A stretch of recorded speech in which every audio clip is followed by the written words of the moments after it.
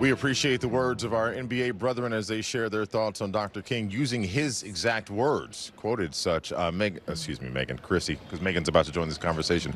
But when we think of Dr. King, to me, it's about more than just words. It's about action and taking sacrifice. And when I actually had a chance to speak to Coach Wes Unseld Jr. earlier this week, I asked him about his way of honoring Dr. King. This is what he had to say. When you think about the legacy of Dr. King and what he has meant to our world, how do you honor his legacy in your work? You know, I think it's so much bigger than me. You know, I think the sacrifice that he made, you know, you look at the sacrifices that a generation of people made to make life so much easier for all of us. Sadly, that, you know, I think we overlook those sacrifices because our day-to-day is what we could consider normal. But it was one generation ago where, you know, a vast majority of people in this country could not do and go, you know, to certain places, did not have the same liberties and freedoms, protections under the law. So it's easy to, you know, just look at it and, you know, chalk it up to another holiday on the calendar. You know, some people, day off from school, day off from work, but the gravity of, you know, what he did, you know, completely transformative. I think it's very important to not only understand it, to read it and acknowledge it, but to continue that legacy by pushing, you know, certain agendas forward. In that thought, I think about the other African-American head coaches within the league and the fact that you are one of many, whereas you talked about before, there was a time in the league where it's either player or nothing. Yeah. But you're one of a great collaboration of black coaches in the league. How special, do you ever take time to reflect on the fact that you're in that group? No, you know, you reflect on it and, you know, just one of 30 is one thing. Mm-hmm. And the fact that being a minority in that role, to your point, a number of years ago, that was extremely rare. And to see it now shift means that there's more opportunities, that there's more recognition for people who've earned the right to be in the conversation. I think it's a huge step forward. So I'm hoping that trend continues because there's a lot of bright basketball minds, a lot of hardworking people who've earned at least the right to be in front of the decision makers and get the opportunities that I'm thankful to have been afforded. That's head coach Wes Unseld Jr. giving his thoughts on Dr. King, his life and legacy, and how he honors him in his work. Meghan, the floor is yours to share your thoughts and exactly how you feel like you've been able to implement the life and legacy and sacrifice that Dr. King mentions. It's so interesting, you know, when you think of my situation. I'm not an American. I'm not an American citizen, and yet I still learned in school growing up in Canada about Dr. Martin Luther King and what he stood for and what he still stands for. And I thought what Anthony Gill said ahead of the game, that everything that he fought for, his values and what he wanted, it still is true today, and we are still fighting for that today.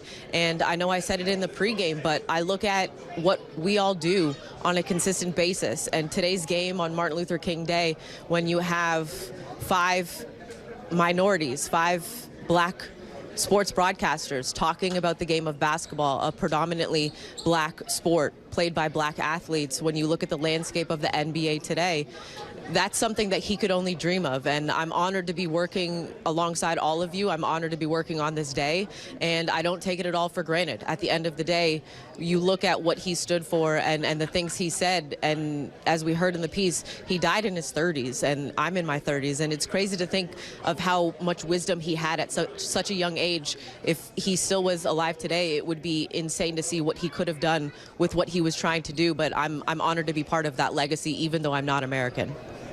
Christy. Oh, man. I mean, this day is always powerful, but it is, like Chris Miller said earlier, it's every day that should be full of love. That's why I wore this necklace today, just to remind people that that's what it's all about. When you take a look back at what Dr. Martin Luther King Jr. did and how bold it was during the time that he did it, it's just amazing to know that he had the confidence to step up and say something, and not only just say something, but to do something.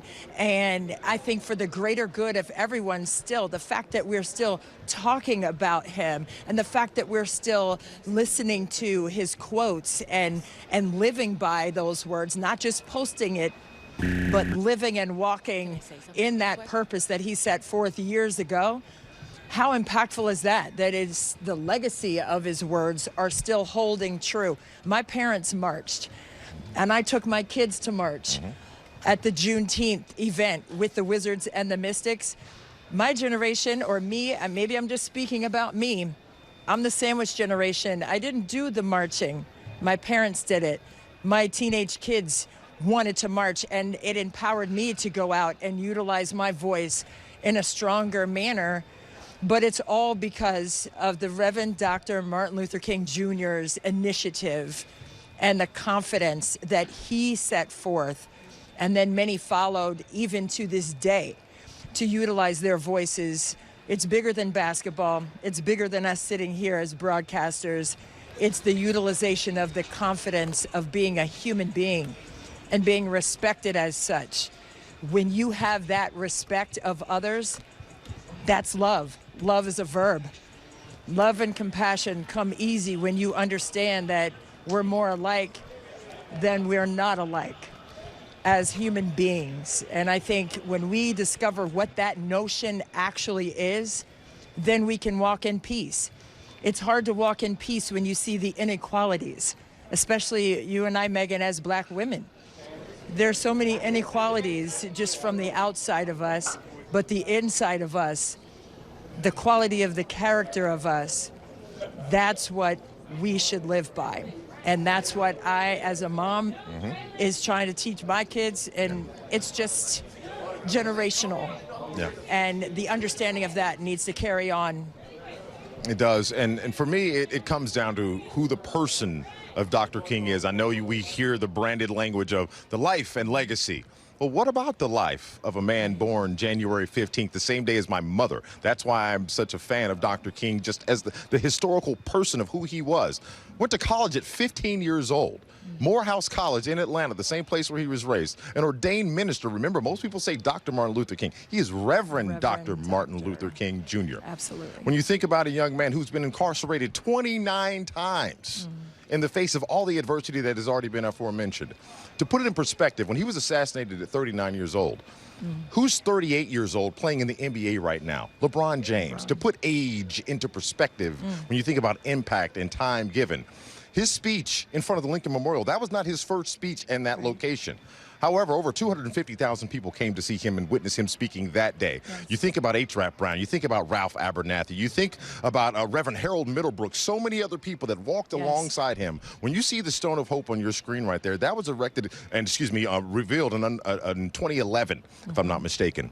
And think about so many things that have happened since 2011. You think about so many things that have happened since 1968 and on and on and on. The work is not done, but it does take all of us moving beyond words shared on social media. Yes. Moving beyond nice, sweet words said on television. It's the action, day in and day out, willing to take the sacrifice that is necessary to accomplish the outcome that we all seek and desire. And I appreciate having the opportunity to share my thoughts as well as all of us here on the show.